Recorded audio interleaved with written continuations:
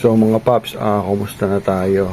So ito, nagbabalik tayo sa ating mga content, sa ating mga vlog na makakatulong sa ating mga driver at sa ating mga operators. Sa ngayon mga paps, nakakalungkot kasi talagang pahirapan kumita. Marso 14 ngayon, 2025, 1:30 halos ng tanghali. Mga paps, ito napakahirap kumuha ng booking. So, napakahirap kumuha ng booking at halos walang pumapasok. Dati-rati sa ganitong oras, 1:00, marami nang nakapila dyan. So, ito yung ating 2,000 FB. Walang nakapending kahit nasa 1,000 kilos.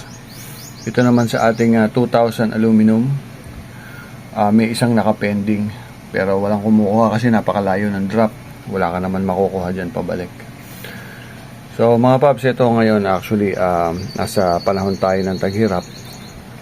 Kaya kailangan gumawa ng mga ibang paraan para kumita. So si driver kailangan masipag maghanap ng mga magiging clients at ganoon din si operator. So importante na si operator merong ibang sources ng customers like mga warehouse or anything.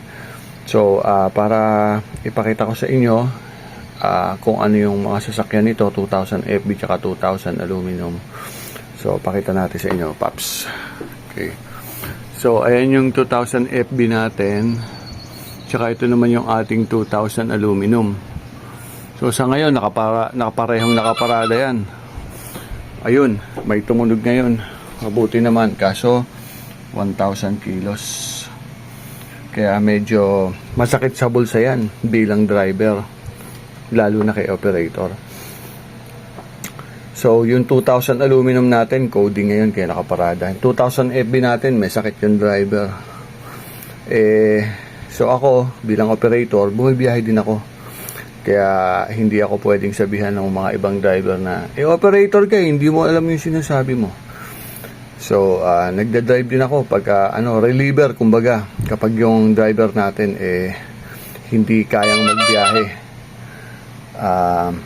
Ngayon dahil syempre tayo ay nagda-drive din, alam natin kung paano kumonekta sa ating driver. Alam natin kung anong pinagdadaanan ng ating mga driver. Alam natin kung paano tugunan yung kanilang mga concern. Ito medyo maganda, San Pedro to Parañaque City, 2,000 FB. Kaso hindi napasok dun sa kabila. So, yun, medyo pahirapan kumita ngayon mga paps. Kaya, tiyagaan lang talaga. Dun sa mga aspiring operator na gustong magsimula, syempre hindi naman natin kayo mapigilan dahil gusto nyo rin kumita.